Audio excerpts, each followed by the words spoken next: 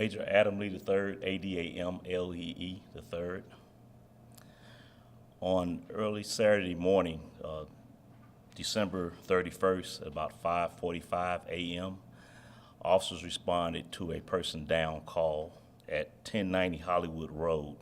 When they arrived, they found a woman there that was unresponsive in the living room area of her apartment. Medical technicians checked her out and determined that she was deceased on the scene. At some point, we had our homicide detectives arrived as well and start to investigate the situation. We have since determined that she was probably strangled.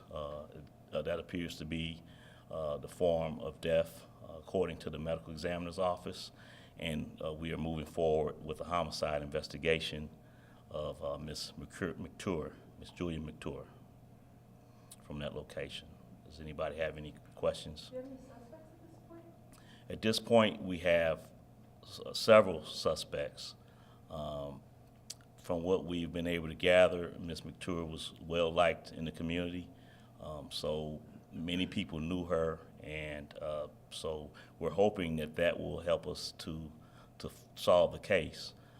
We're imploring anybody that may have known who she may have spent time with on Friday evening, leading into Saturday, would be able to help us out with anyone they saw going in and out of her apartment at any point on Friday all the way up to Saturday morning.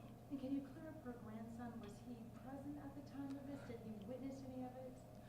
Well, that's not totally clear. What we do have is, since he is a minor, and in those cases, whenever we have a person of that age that is a victim or a witness of a serious crime, we conduct what we call a forensic interview, and that interview is not conducted by police personnel. It's conducted by a psychiatrist rather.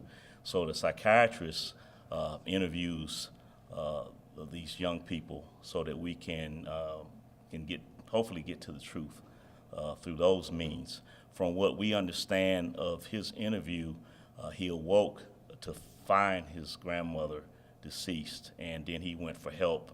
A neighbor was nearby and assisted him and called 911. So that's the information that we have at this point, that he was there, but in another room when this incident may have occurred, and that when he woke up to use the bathroom, I believe it was, he found his grandmother on the floor and he couldn't wake her up. So does she have custody of him? I don't know if it was documented custody, but he was living with her. That's where he was staying on a regular basis. He was staying with his grandmother. Where is he now? He's in the care of another family member. So at this point, it doesn't seem like this young boy tried to fight off the attackers or saw them while the attack was going on? Not at this point. Like I said, I can only go on what he told the psychologist. And what he told the psychologist was that when he woke up, his grandmother was in the state that she was in. Whether or not that occurred, we can only trust what he told the psychologist. And his family seemed pretty convinced that there were two specific suspects that were back at the crime scene after Ms. McTour was found.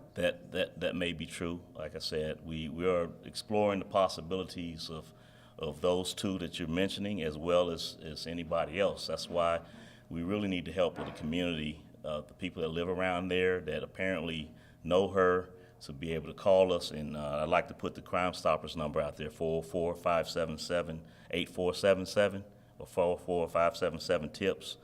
Anyone that knows any information, that information is totally anonymous. We won't be using your name, asking you to testify or anything like that. Just if you would, please call that number for us.